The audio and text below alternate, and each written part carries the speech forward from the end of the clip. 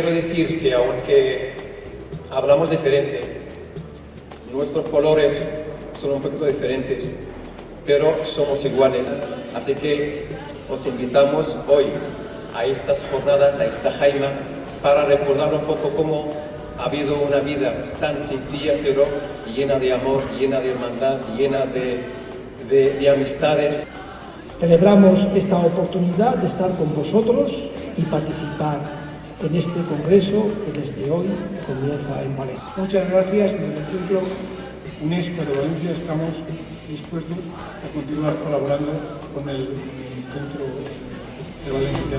يا زمانا هل نسيت المسلما نور هذا الكون روى الظما أقمرا كنا شموسا أنجما ومضينا كي نغيث الأمما ننشر الحب ونمضي قدما حلل النور بلادي فاكتسي حلل النور بلادي فاكتسي شبك الغيث إذا الغيث هما يا زمان الوصل بالأندلس قد مضينا نبذل الخير وما نامت الأعين عند الفلس إننا مجد وعز.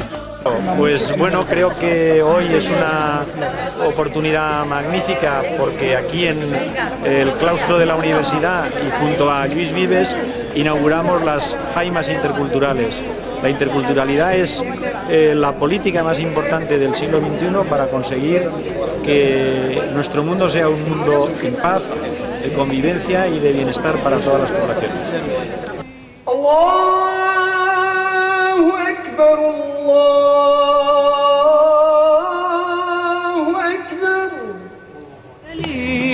عائدون أمتي لا تيأسي عائدون